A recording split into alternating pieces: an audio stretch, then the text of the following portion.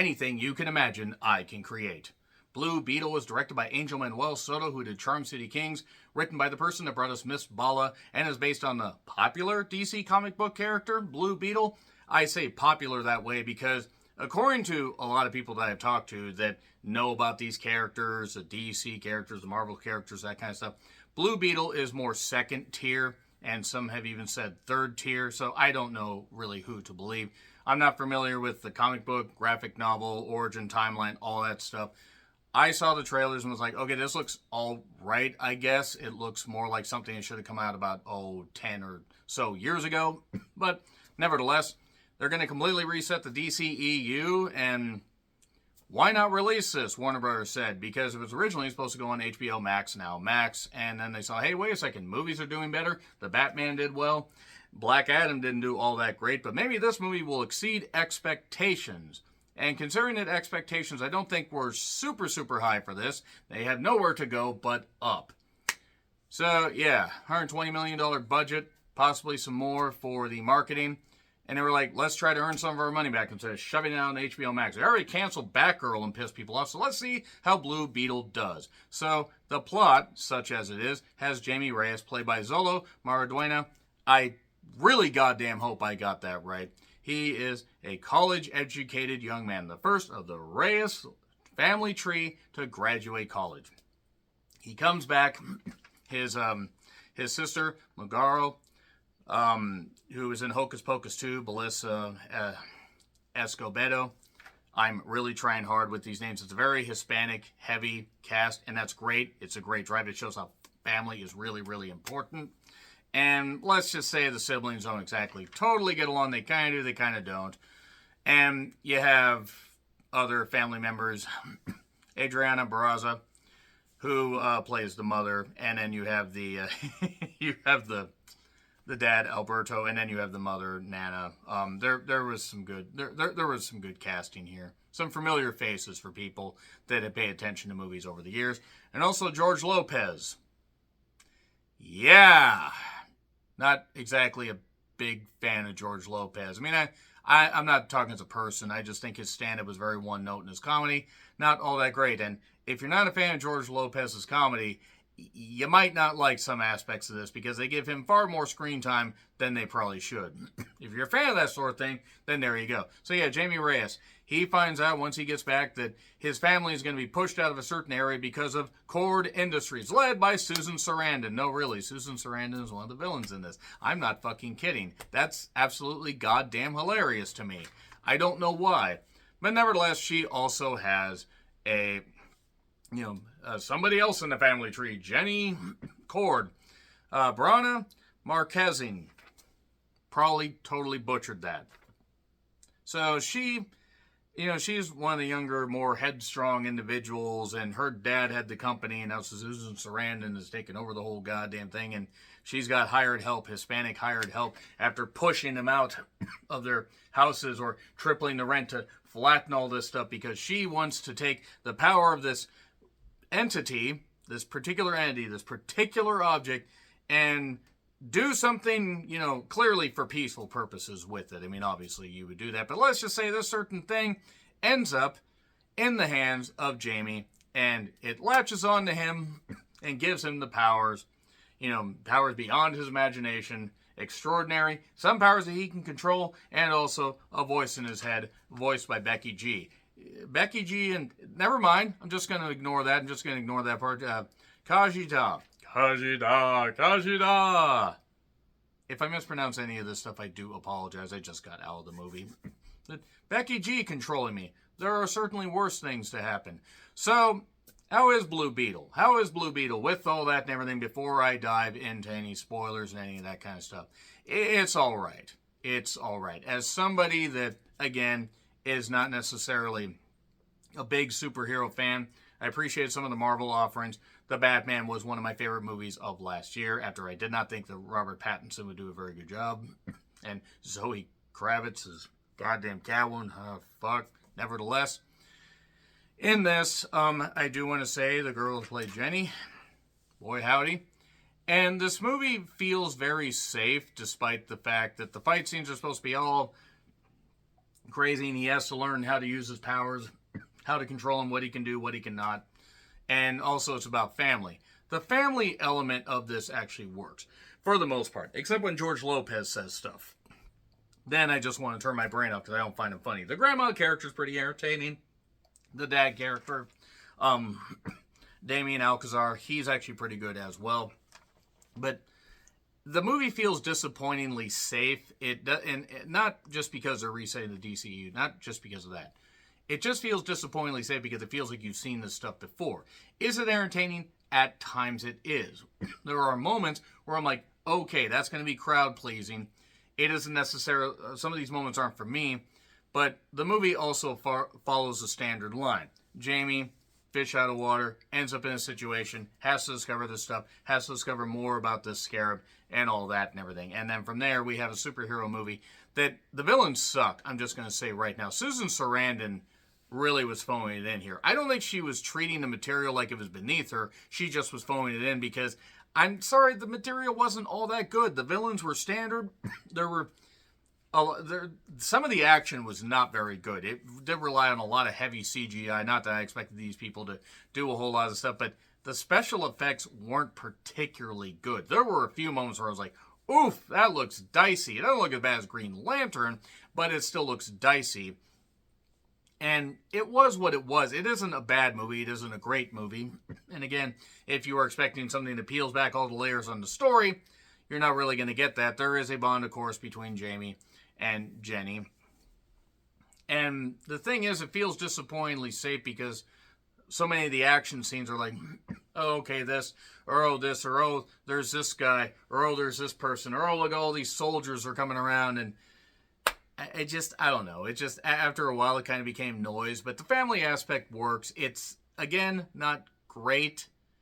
It's something that if you're really into the character Blue Beetle, you will probably like it. If you're like me, and I know I'm like me, if I wasn't like me, who the fuck else would I be? It's going to end up being something that you're just kind of, I don't know. You're kind of into, but kind of not. But, again, there are a few entertaining moments, especially with the family banding together. Nevertheless, it is in theaters if you want to check it out. I'm going to get into spoilers right now. 3, 2, 1, and spoilers.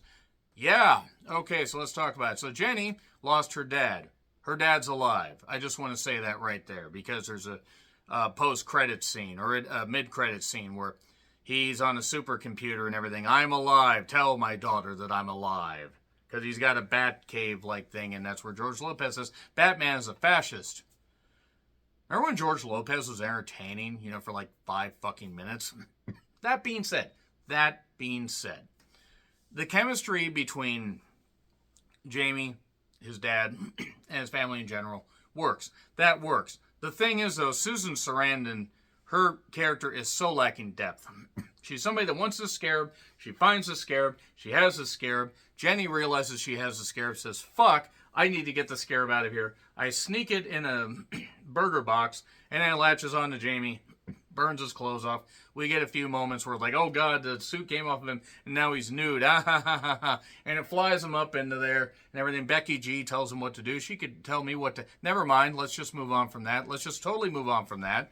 Flies him up into the air and tests all this stuff out because it has to choose a host. And it chooses a host. And it chooses him because Jamie, even though he maybe isn't a perfect individual, it chooses a person it wants to bond with and have a symbiotic relationship with. And it attaches and gets itself into your brain, and there you go. It's on your back. It crawls up your butt.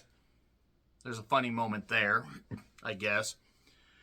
And yeah, then there you go. Jenny, by the way, is able to break into the building that she was seemingly kicked out of very, very easily.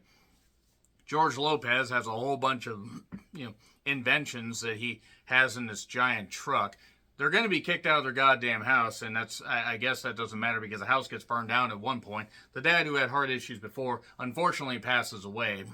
In a moment that should have been tear-jerking, and I didn't want the guy to die, but I also didn't... The characters kind of lacked depth. It was just kind of there. And there's also this other guy, Carpax, who he's just a big guy that does Susan Sarandon's bidding. I do Susan Sarandon's bidding at this point. I just want to say that right there. Yeah, I don't fucking care how bad that sounds. I don't care. Look at her. She looks great for in her 70s. Nevertheless, he has a backstory. His backstory is basically that he lost his wife and child, and it's thanks to Cord Industries, and he was blown up by a landmine, and he was taken care of by Susan Sarandon. It made this perfect super soldier with metal to save his body and everything, because half his body was blown up. And then he's given the Scarab technology because Jamie's captured, and they do all this stuff, and now he's created the super soldier that kind of looks like it's something from the more recent Doom game, except without the imp sounds and stuff like that. And then there's a big old fight between them, between Jamie and Carpax. But Carpax is kind of like, all possessed and, evil and everything and driven, because Jamie doesn't deserve this power. He said in an earlier fight, your love for your family makes you weak. And then memories get flooded back into his head when it looks like Jamie's about to kill him. And the overarching thing was the Scarab, the alien technology that it apparently fucking is, wanted to kill people. And Jamie's like, we don't kill people. I don't kill people. That's not what I do. And then after getting the power drain, but then getting the power recalibrated, there's this fight where they're just kind of flying all over the goddamn place. George Lopez, Jenny and company get in this giant ship that actually looks like a giant bug. Ha ha ha ha ha. The Nana gets a giant Gatling gun because she was part of, she said down with the Imperialists. So obviously she was part of some kind of rebellion back in her day. And she could channel that. That was sort of funny, I guess. There are other weapons in Jenny's dad's cave, like a Nintendo Power Glove that makes a fist and everything, and you could do this and blah, blah, blah, blah, blah, blah. You could do all that.